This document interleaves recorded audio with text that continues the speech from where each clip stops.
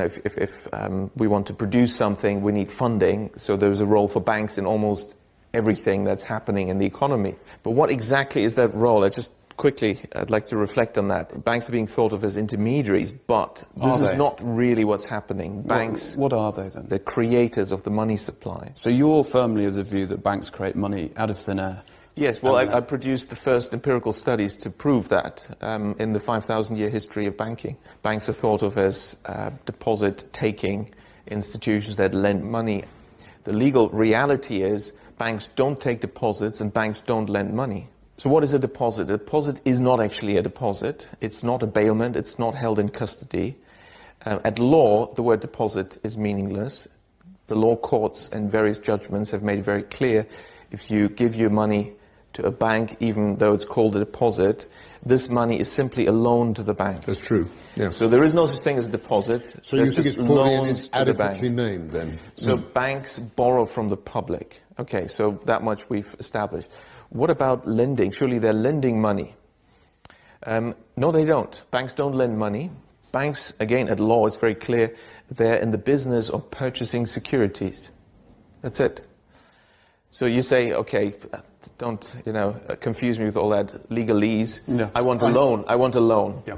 Fine. Here's the loan contract. Here's the offer letter, and you sign. At law, it's very clear. You have issued a security, namely a promissory note, and the bank is going to purchase that. That's what's happening at law. Put it in layman's terms. What does that mean? It means that what the bank is doing is very different from what it presents to the public that it's doing. How does this fit together? So you say, fine, the bank purchases my promissory note, but how do I get my money? I want, it's a loan. I want 200 grand, right? I don't care about the details. I want the money. The bank will say, well, you'll find it in your account with us. That would be technically correct. If they say, we'll transfer it to your account, that's wrong, because no money is transferred at all. It's already in from the bank. Anywhere inside the bank or outside the bank. Why?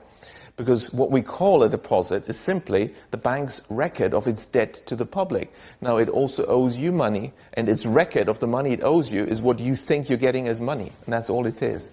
And that is how the banks create the money supply. The money supply consists to 97% of bank deposits, and these are created out of nothing by banks when they lend, because they invent fictitious customer deposits. Why?